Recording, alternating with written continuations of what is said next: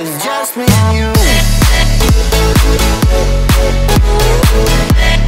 Bonjour à tous, c'est Théo de Nouvelle Classe et ces derniers jours, je me suis procuré des sujets de contrôle continu qui sont tombés cette année. Alors oui, c'est des sujets top secrets et ce que je te propose dans cette vidéo, c'est tout simplement de te les révéler et qu'on les regarde ensemble pour que tu puisses voir concrètement à quoi ressemble un sujet de contrôle continu en première en mathématiques. Et aujourd'hui, on va voir le sujet sur les probabilités.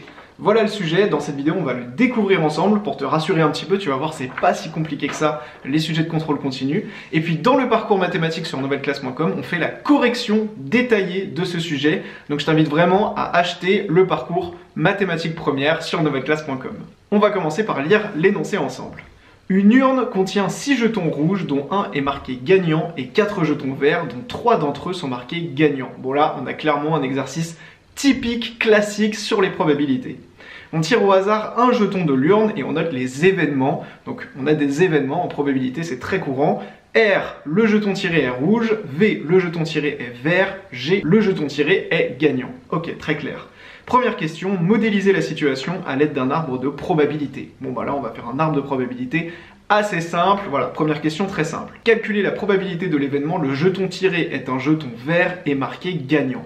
Pour ça, on va utiliser du coup l'arbre de probabilité de la première question et il faut bien connaître l'utilisation de l'arbre de probabilité, comment on va faire pour l'utiliser pour déterminer la probabilité d'un événement.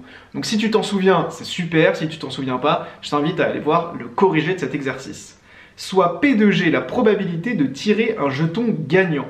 Montrer que P de G est égal à 2/5. Pareil, arbre de probabilité, on verra ça dans la vidéo exercice corrigé.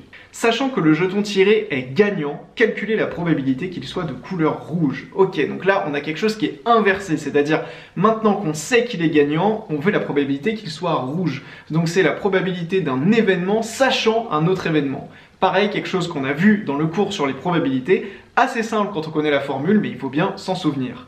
Et puis dernière question, on tire maintenant toujours au hasard et simultanément 2 jetons dans l'urne.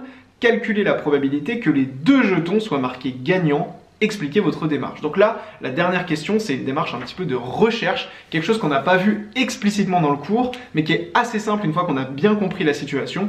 On verra ça dans la vidéo de correction. On a fini de découvrir ce sujet, j'espère qu'il t'a rassuré, qu'il t'a permis de voir concrètement à quoi ressemble un sujet de contrôle continu donné en première. Et si tu veux voir la correction, je t'invite à te procurer le parcours mathématique en première sur nouvelleclasse.com, je t'ai mis le lien dans la description.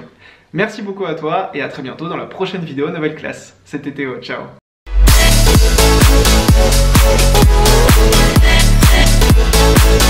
Yeah, it's just me and you.